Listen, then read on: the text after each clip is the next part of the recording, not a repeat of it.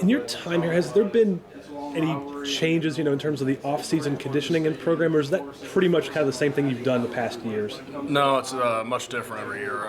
Mike Joseph and his staff does a really good job of implementing new techniques that he learns from around the country. They go to clinics every year and they find new techniques that have a lot of critical backing.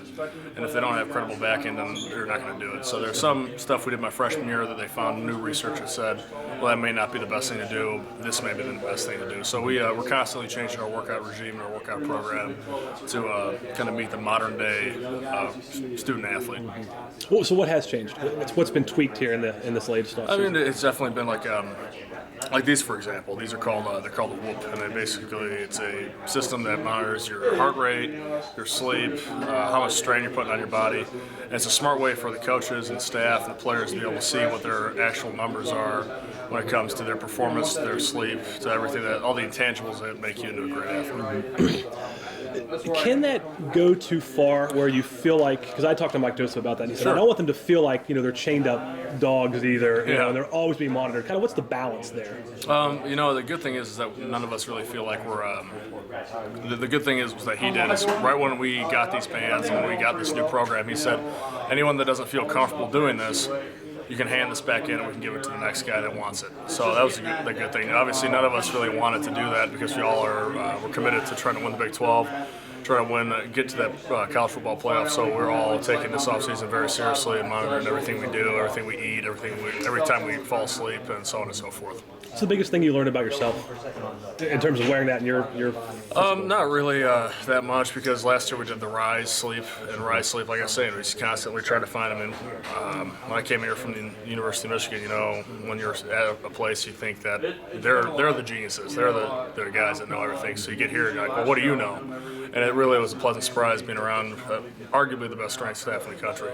And we had the Rise Sleep last year, so I really got to see what my sleep habits were, how much I slept, what I needed, when I had to go to sleep. So nothing's really changed. It's just kind of been upkeep. It's definitely good for the younger guys. So. Are you an 8 hours a night guy, or is that almost impossible? I'm about 7 hours, 6.5, 7. I'm good. Caffeine and a little bit of the coffee grind chew. Yeah. Decaf, Usually, right? yeah, right. Other than that, no. Only about 6.5. Is summer different as a senior? Yeah, it's going by a lot faster than most summers. It's kind of funny because we got 4 weeks left, and I remember every summer up until this summer, I've been counting down the minutes till we're in camp to get the heck out of summer conditioning. But it's funny, it's flying by, and it's definitely a whole different perspective when you get towards the end of your career. What are you doing health-wise? The last time I think we saw you, you were laying down on the field there in the spring game. Everybody's kind of holding their breath. Yeah, I was too. I'm really fortunate and blessed that it was just a little tweak with my ankle and nothing more serious than that. So I'm really fortunate with that. But other than that, health-wise, everything's great. Nothing's really aching other than everything else on my body. So nothing's restrictions. You're good to go. No restrictions. I've been working out with everybody, running with everybody. Just a little bit slower than everybody else the older you get. So, but other than that, nothing different. Well, tell me about this group. You've got a lot of the same parts back. You've got a new center. What do you see from this group collectively?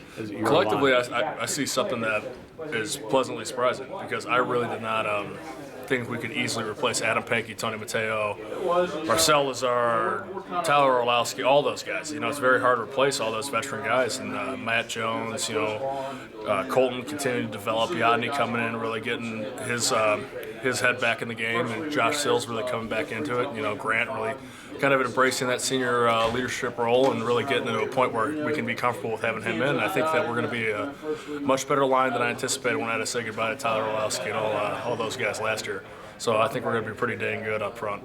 Is that just maybe a function of just recruiting the right guys and having the parts to fill in, and then you get to the point where you just kind of reload a little bit? Yeah, but at the end of the day, recruiting an offensive lineman, you got better luck winning the lotto when it comes to guys. Because I got buddies that played in the NFL for 6 years, and they were a 2-star recruit coming out of college or coming out of high school. And then I got guys that are 5 stars, and they sat on the bench all the time. So it's definitely all about development. I think really it's a testament to Mike Joseph and what he does, and definitely to Coach Crook and Coach Wickline, how they've really brought all these guys together and really put them into a center place where we can have younger kids like Matt Jones coming in and really, shaking up the entire front because everybody's like, holy cow, this kid has really got his head on straight and really he paid attention. And that's another big thing. These young kids, they wanted to play, and they paid attention to meetings, and then by them paid attention to meetings, that's 99% of playing O-line is the mental aspect. So by them really honing in on their skills and watching from our mistakes last year up front, they knew coming into this season that they could really have an opportunity to play. So, can a system help? I mean, if you're in a bad system, or maybe you're not being taught the fundamental things. Yeah, I mean, well, with in a system aspect, it really doesn't matter what system you're in unless you have a coach that can really relay it to you. I think Coach Crook did a really good job of it, and Coach Wickline came in, all guns blazing, and he's doing a great job teaching all of us the new techniques that he's brought from I think 36 years of coaching experience, and things that have worked, things that haven't. And the good thing with Coach Wickline is that he knows, if we go out there and we're consistently, his technique isn't working, it's not working after 2-3 days, he scraps it. He finds a new technique that can really apply to our line.